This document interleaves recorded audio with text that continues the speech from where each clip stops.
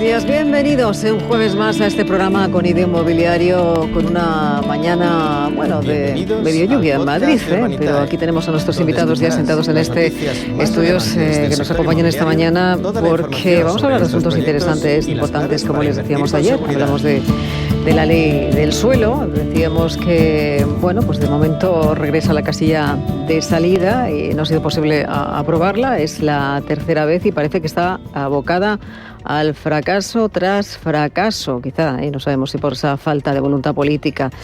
Lo vamos a analizar, porque ¿qué está ocurriendo para que esta ley no salga adelante? Bueno, pues lo vamos a preguntar ahora a nuestros invitados. Pero también hemos conocido esta semana algunos datos interesantes que vienen o nos llegan de las 22 sociedades de tasación que son miembros de la Asociación Española de Análisis de Valor, que han observado en el tercer trimestre del año pasado un repunte en ese volumen e importe total de tasaciones que contrasta con la tendencia bajista del año anterior. El sector o el segmento hipotecario pues es el causante principal de este crecimiento, y estos son los últimos datos que habla, o de los que habla este informe, que muestran esos incrementos notables en la tasación hipotecaria, en el segmento de vivienda en volumen, en importe tasado y también en ese importe medio. Esta mañana vamos a analizar el significado que tienen estos datos. Y también, hablando del sector, hay alguna publicación que ha llamado la atención esta mañana. Habla de la publicación de Fotocasa, que habla como el precio de los garajes en alquiler está subiendo un 1,5%, se está disparando.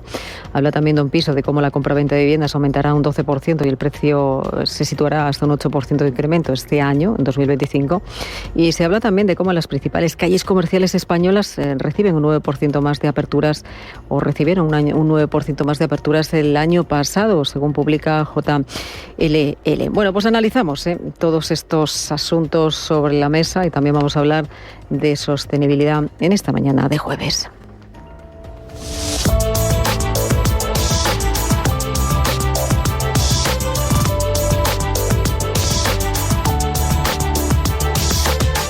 Elena Fraile dirige y presenta Con IDE Inmobiliario.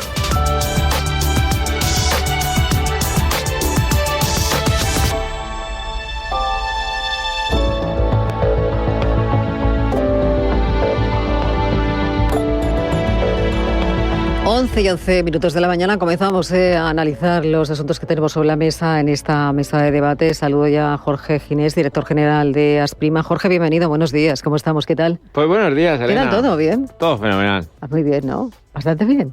¿O regular? Entre bien y excelente, ya lo sabes, siempre. ¿Y te hablo de la ley del suelo? Bueno, si hablas de la ley del suelo, entonces solamente regular. Solo regular. Y vamos a por tercera vez, ¿no? Estamos en la tercera. ¿Otra vez a la casilla de salida? ¿O va a prosperar en algún momento? Pues no lo sé, porque la verdad es que nosotros nos sentimos decepcionados, ¿no? Porque al final se habla de la ley del suelo y, ojo, solamente es la modificación de un artículo. Es decir, la modificación del artículo 55, que nos está permitiendo la judicialización del urbanismo, que ya de por sí es complicado. Y cuando pasamos todas las barreras del mundo mundial, cualquier persona sin ningún tipo de legitimidad lo puede paralizar utilizando la acción pública. Y esos son dos problemas, porque cuando recibe la demanda el juez, hasta que se entera que el hombre de urbanismo debe saber lo que yo de aeronáutica, pues evidentemente me toma sus medidas cautelares y las paraliza. Y luego tenemos el segundo problema, que es de fondo. Muchas de ellas son cuestiones de forma. Hubo un plan general muy famoso en Madrid que se paralizó porque no pusieron todos y todas. Sí, por no tener el lenguaje de género. Y por esa, es que no lo quiero catalogar, ¿no? Por esa nimiedad, pues se paralizó todo el plan general.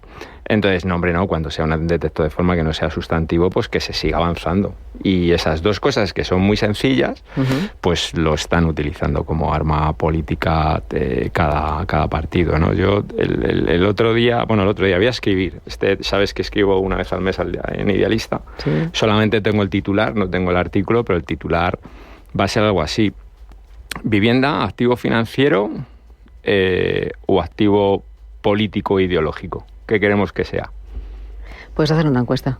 No, no quieres hacer un puesto. Eso te lo dejo a ti.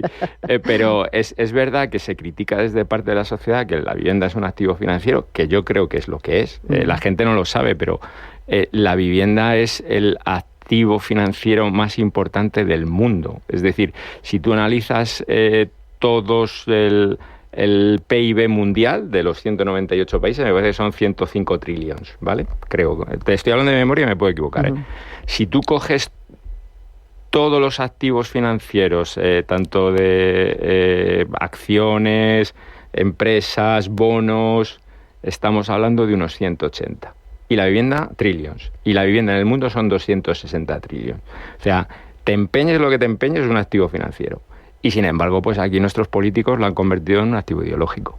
Ideológico y político. Entonces, la izquierda lo utiliza como ideología y en este caso el PP lo está utilizando de una forma política porque tacticismo puro, ¿no?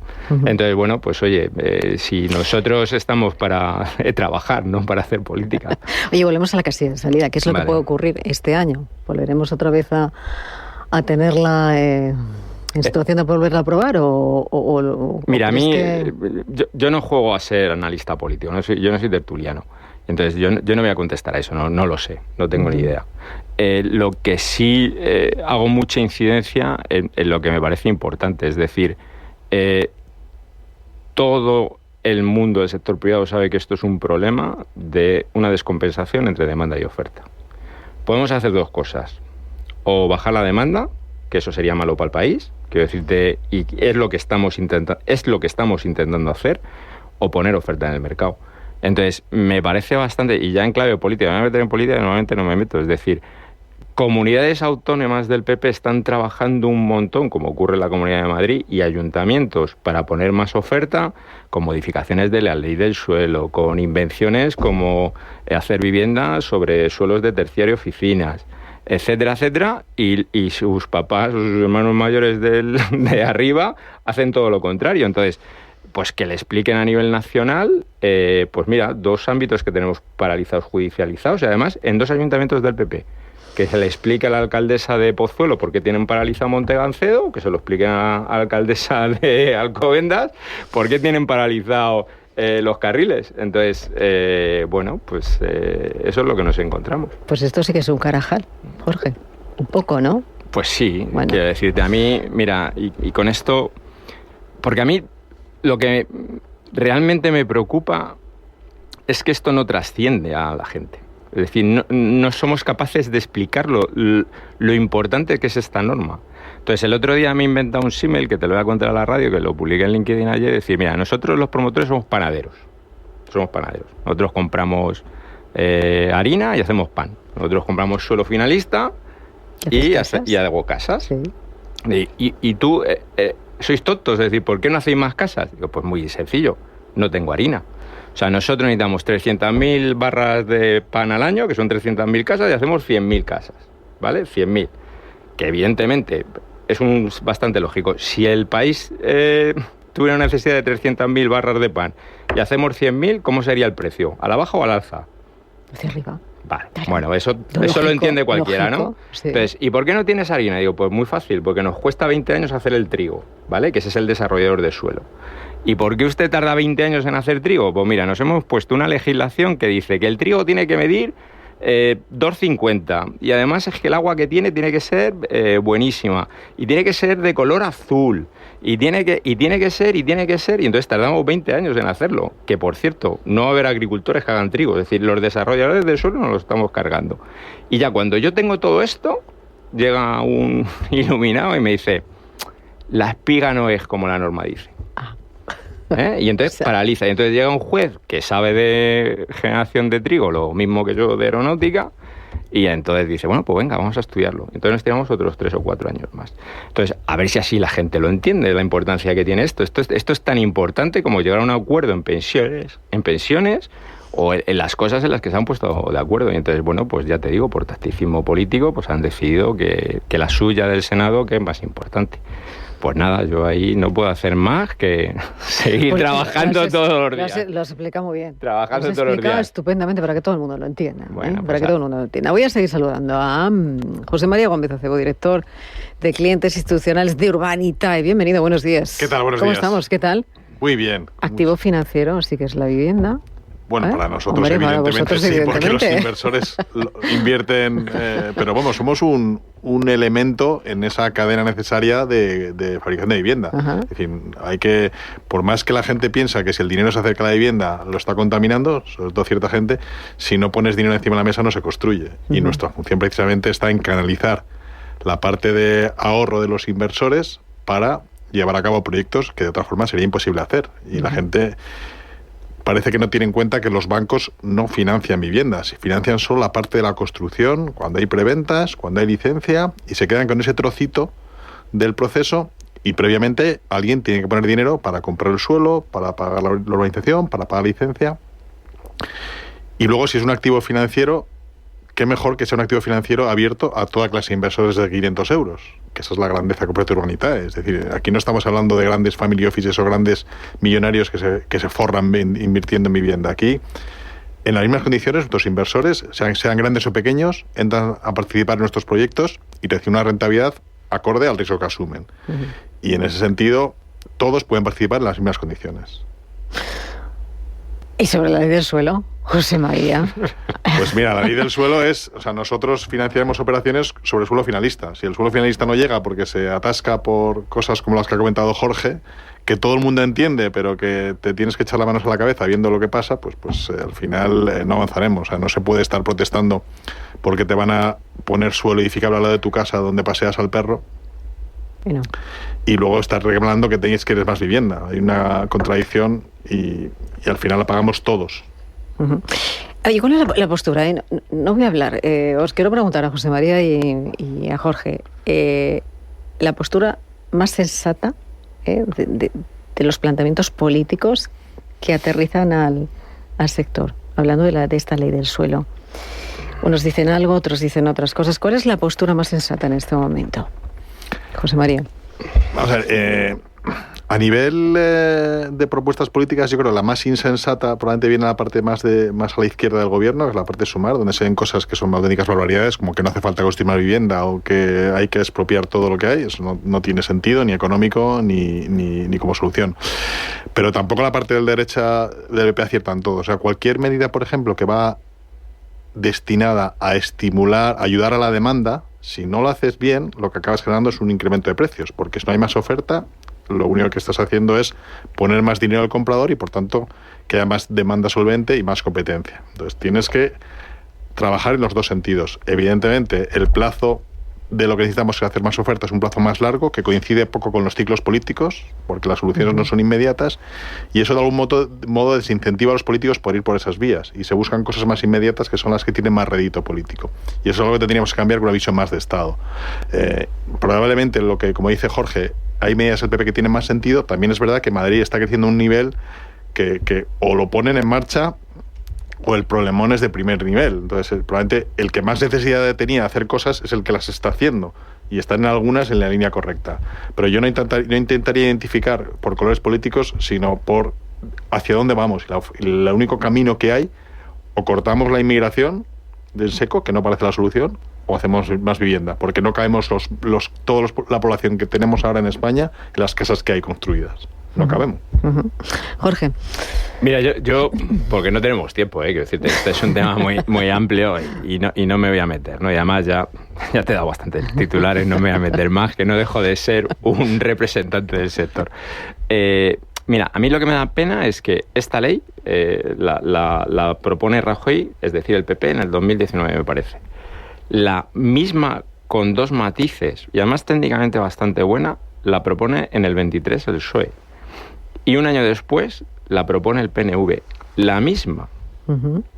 La misma norma, la misma redacción. Calcada. 98%. Hay pequeños matices. Es más, si digamos que la Comisión de Urbanismo de Asprima analizaron las tres y las iban mejorando. Es decir, técnicamente las iban mejorando. Entonces, yo no lo entiendo. Es decir, si PP en este caso, PSOE y PNV técnicamente están de acuerdo en realizarla, no sé por qué no ha salido. Única y exclusivamente por ese tacticismo político. Es decir, y a mí, y ahí sí que me voy a meter un poco en político, me da mucha pena en esto de activo financiero o activo ideológico. Tengo claro que la vivienda va a ser que haga ganar las elecciones o no, sí. Lo tengo clarísimo. Entonces, creo que se están equivocando porque todos están buscando el relato, y yo, sinceramente, creo que las administraciones públicas lo que tienen que hacer es gestionar. Y se están olvidando de gestionar, y lo que están haciendo es el relato. Y es más, todavía yéndose un poquito más, porque cada vez que me siento en una mesa con determinados, y ahí sí que no voy a decir quiénes, es decir, es que ya empiezan a mentir. No a dar una opinión diferente, a mentir en los datos. Y entonces, eso ya a mí me parece un poco inaceptable. Es decir, a mí me parece bien que hagan lo que quieran, son políticos, es decir, unos quieren conseguir el poder, otros quieren mantenerlo, fenomenal, que cada uno cuente su relato, pero como ciudadano que paga los impuestos yo prefiero que gestionen. Y lo que ya me parece muy fuerte que es que mentamos con los datos. Y no me meto en más líos. Estás dando ya muchos titulares. Que ya me he metido en muchos líos.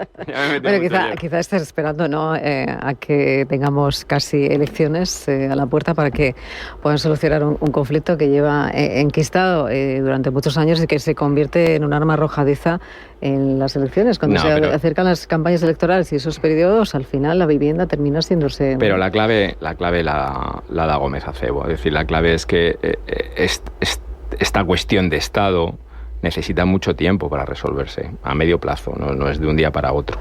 Entonces, quiero decirte, el político vive al día, y más ahora con el tuit, ¿no? Viven al tuit.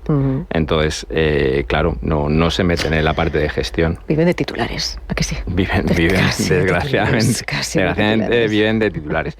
Entonces, y vuelvo un poco a reiterar, me da cierta pena porque yo creo que en determinadas comunidades autónomas se está yendo por el buen camino y han firmado las declaraciones de Asturias y han puesto técnicamente sobre la mesa cuestiones fundamentales. Silencio positivo en el urbanismo, digamos, coordinación entre las administraciones para que, digamos, que se puedan sacar muchísimo más rápido.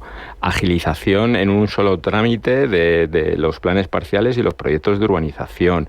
A nivel de municipios, la declaración de Zaragoza nos parece perfecta. Se han comprometido a implantar las ECUs. Se han comprometido a una cosa que es por ley. Es decir, las licencias las tienen que dar por ley en menos de 3 meses y no las da nadie. Nosotros hicimos hace muy poco, los asociados los tenéis, el informe donde teníamos aquí en la Comunidad de Madrid las tasas con respecto. Es decir, las tasas nos cobran un impuesto más y encima no nos lo dan. Entonces, bueno, parece que van todo por el buen camino. Esto es fundamental porque evita la judicialización. Y bueno, pues no se entiende que un propio partido vaya en un camino en las administraciones regionales y locales y por otro lado no puedan resolver esto. Entonces, bueno, creo que se me nota que estoy un poquito enfadado, sí, ¿no?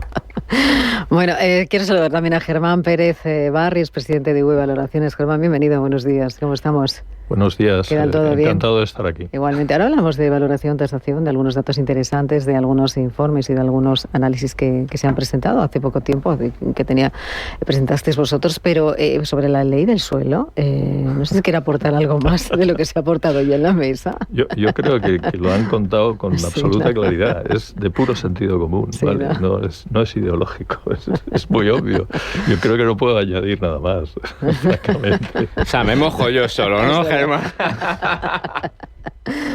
Bueno, la cuestión es que hay que dar solución a un problema que sigue enquistado durante mucho tiempo, en el que, bueno, a mí me sorprende que llevemos en 3 ocasiones se haya llegado a esta votación, bueno, y siempre ocurre lo mismo, que volvamos a la casilla de salida, ¿no?, con la importancia que tiene aprobar esta ley para el sector. Pero hablando precisamente también de los estudios realizados, hablábamos de unos datos que se ha ofrecido desde la Asociación Española de Análisis de Valor, pero también, Germán, desde UE Valoraciones habéis destacado algún estudio sobre esa coyuntura actual del sector inmobiliario y se destacaban algunos datos interesantes, importantes, que hablan un poco, o estabais hablando también os preguntabais si estabais en una nueva burbuja inmobiliaria y también se hacía reflexión sobre por qué los precios de vivienda en complemento de alquileres subirán más que el IPC en los próximos 4 años. Vale. Pues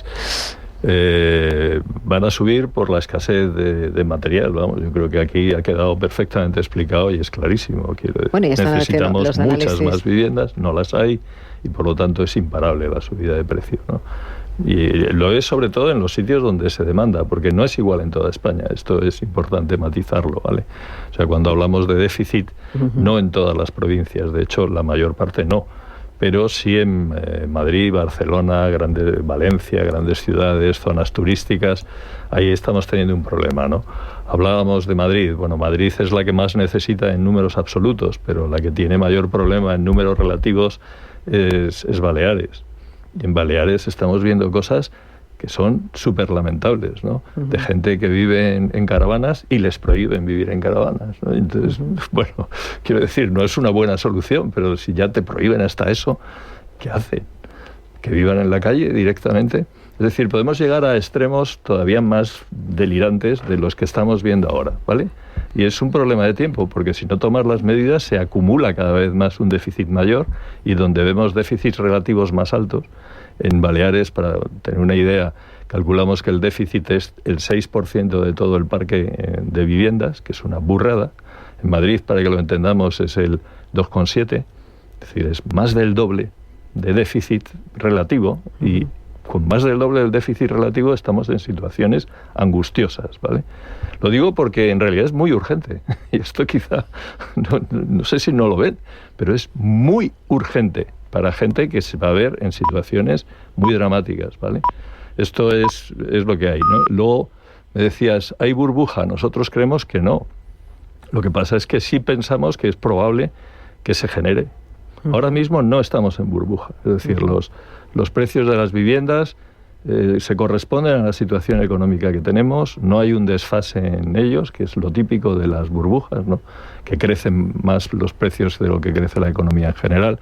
Esto no se ha producido y venimos observándolo en series largas desde el año 86, nada menos. O sea que hemos visto cómo se producen las burbujas, lo que ha pasado con el último ciclo, que como no ha habido financiación prácticamente, no ha habido tensión que haya provocado burbujas, y ahora sí es posible que se empiecen a dar los síntomas o las circunstancias que pueda hacer que dentro de 2 años tengamos que hablar de eso. Ahora mismo no la hay, ¿vale? Pero si seguimos sin solucionar el problema de la oferta, pues los precios sí van a subir más que lo que hace la economía. Yo creo que eso va a ser casi imparable. Volviendo a la ley del suelo, favorecería la puesta de suelo finalista en carga para poder construir, pero claro, entre el poco suelo que existe finalista en este momento, Jorge, no sé si existe una burbuja de esos precios también cuando tú vas a comprar ahora mismo un suelo finalista en el que te resulta casi imposible pagar por ese suelo finalista ese incremento que se está dando en los últimos años, y que no sé qué puede ocurrir, porque ese suelo finalista sigue subiendo. ¿En qué escenario nos vamos a mover en los próximos años? Y si esto no se aprueba y de lo poco que tenemos se incrementa el precio. Mira, voy a poner un ejemplo que tampoco debería de contar. Los dos costes principales que tiene una vivienda es el suelo y la construcción. Bueno, sin olvidarnos que el 25% son los impuestos, y ahí nadie le quiere meter mano. Por cierto, el otro día tuve una reunión muy interesante con el Ayuntamiento de Madrid. El ICIO, hay que recordar que grava en un 4% el PEN. Eso es un impuesto que solamente tiene España. Ningún país de Europa tiene el ICIO. ¿Qué está grabando el ICIO? Graba la construcción. La construcción. Graba un la 4%. Construcción. 4% del proyecto de ejecución material. Bien. Que te puede meter un 50% del valor de la promoción, ¿no? Más o menos. Entonces, quiero decirte, una promoción... ¿Esto se paga al inicio? Eso se paga en el ICI. Ajá. Entonces, por dar un ejemplo, ¿no? de lo que decía con buen criterio, el IVA está al 10%. Nadie quiere bajar al 4% la vivienda. No lo entiendo. Quiero decir, te queremos dar a los jóvenes vivienda y no le queremos bajar los impuestos. Pero bueno, no me quiero despistar. Suelo y construcción. Con respecto al suelo, lo que voy. Una de las paralizaciones de las que he nombrado, al lado hay un barrio, ¿vale? Que no voy a decir el nombre, justo al lado. Solamente quedaba una parcela de vivienda libre. Solo una. Cuando se paralizó con las medidas cautelares por el juez, esa parcela subió el 25%. Estaba en venta y dijo el señor propietario, 25%. Quiero decirte, los que creemos en el libre mercado diríamos, bueno, pues yo creo que el que aquí ha especulado es el que ha paralizado el ámbito. Que, por cierto, ese ámbito de las 8.000 y pico viviendas, 4.500 son de vivienda protegida. Es decir, yo creo, me gustaría, el día que la prensa diga se deja de hacer 4.500 viviendas protegidas por la acción pública, ese día dirá, coño, estamos haciendo bien nuestro trabajo. No al revés. Hemos logrado que los especuladores no ganen dinero. Yo eso no lo entiendo. Entonces, sí es verdad que con la falta de oferta, el precio del suelo se está disparando. Y en la vivienda libre, yo creo que una oferta y la demanda, pero la vivienda protegida hace que no se encajen los números. Y aunque se ha subido el módulo, con la falta de suelo que hay, y mira que las reservas que hay en Madrid son altas, pues estamos otra vez comprimiendo. Porque es que el propietario del suelo tiene bastantes posibilidades, porque no hay mercado. Entonces, yo no sé si hay una burbuja de suelo, pero que nosotros mismos estamos encareciendo el suelo es una realidad. Una realidad. Un 25%. En ese ejemplo, un 25%. Sí, en ese ejemplo de un día para otro. Si quieres comentar algo sobre ello. Sí, es un problema. Es un problema de falta de suelo. Nosotros, por ejemplo, en Madrid, creo que no hemos financiado ninguna operación sobre un suelo libre finalista. Sí que hemos hecho cambios de uso, operaciones en las que hay unas oficinas y vas a construir una vivienda. Precisamente hoy sacamos una operación en la calle Embajador 199, que son unas antiguas oficinas con un pequeño almacén que los vamos a transformar en vivienda porque permitía el uso residencial.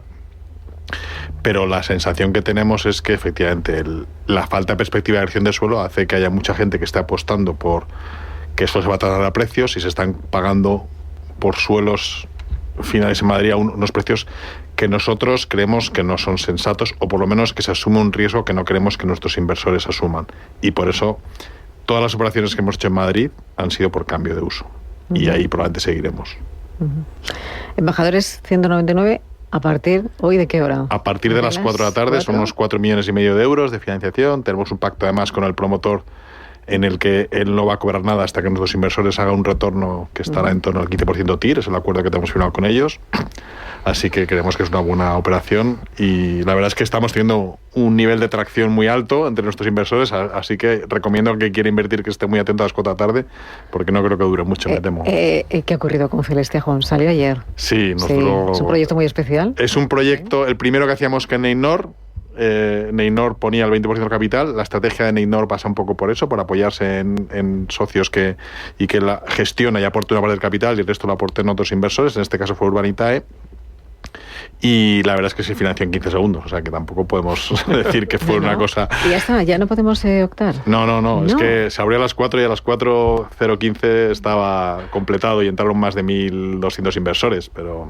¿Hay burbujas de inversores? Hay burbujas, vamos a hablar pues de verdad que es algo que nos preocupa, y nos preocupa. Nos gustaría que la gente tuviera más tiempo a invertir, que todo el mundo va a participar, pero tenemos un límite máximo de 5 millones de euros por proyecto, porque la ley que nos lo impuso es la misma que puso ese mismo 5 millones de hace 10 años. O sea, hace 10 años podíamos invertir en el doble viviendas que lo podemos hacer ahora. Pero estas son cosas también del legislador, que a veces se le olvida poner que las cosas hay que actualizarlas con el IPC, por lo menos.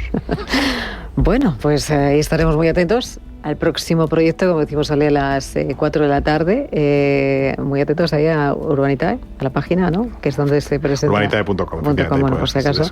Ahí está toda la información del proyecto, el plan de negocio, los planos, los renders, la y el webinar todo. También. Y un webinar donde el promotor nos ha explicado exactamente de dónde viene el proyecto y por qué cree que puede conseguir los precios de venta, cuánto le va a costar la obra, todo eso. Bueno, pues voy a despedir a Jorge Ginés y también a José María Gómez Acebo, que claro, como tienen la agenda tan ocupada, pues tiene que seguir. Oye, les agradezco que nos hayas acompañado en esta mañana y aquí seguimos nosotros ahora con Germán y también con otra invitada muy especial que enseguida presentamos. Gracias. Gracias a vosotros. Gracias a vosotros. Gracias, José María. Gracias.